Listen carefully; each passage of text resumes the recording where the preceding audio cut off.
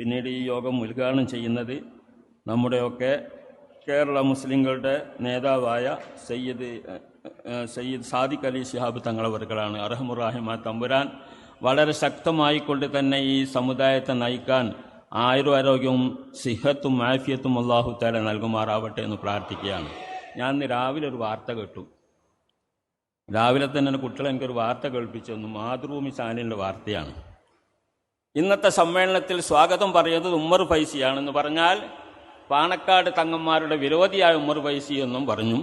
അതിൻ്റെ ഉദ്ഘാടനം ചെയ്യുന്നത് സാദിഖ് അലി തങ്ങളാണെന്നും പറഞ്ഞിട്ട് ഒരു കോമാളി വാർത്ത നടത്തിയിരുന്നു.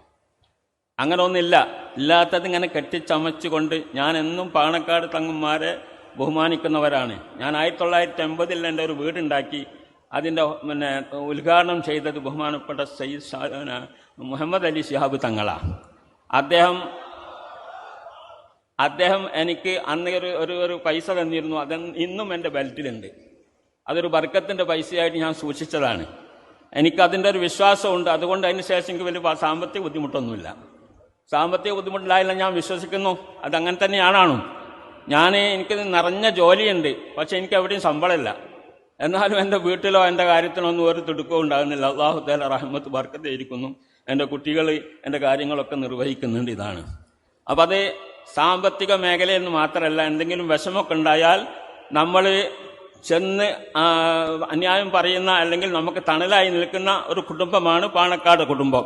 ആൾക്കാർ എന്തൊക്കെ പറയുന്നു, ഇതൊക്കെ എന്താക്കുന്നു കേട്ടിട്ട് നമ്മളുടെ ഇടയിൽ ഇങ്ങനെ വിരോധമാണ്, ഞാൻ ലീഗ് വിരോധിയാണ്, സഖാവാണ് എന്നൊക്കെ പറയുന്നവരുണ്ട്.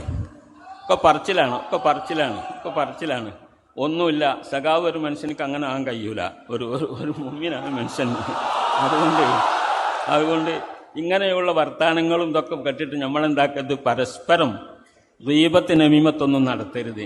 സംഗതികൾ എന്താക്കണം, നമ്മൾ ഈ മേഖലയിൽ ജീവിക്കേണ്ടവരല്ലേ. പരിശുദ്ധ ദീനുൽ ഇസ്ലാമിൻ്റെ പ്രചരണ മേഖലയിൽ പ്രവർത്തിക്കലാണ് എൻ്റെ പണി മുഴുവൻ.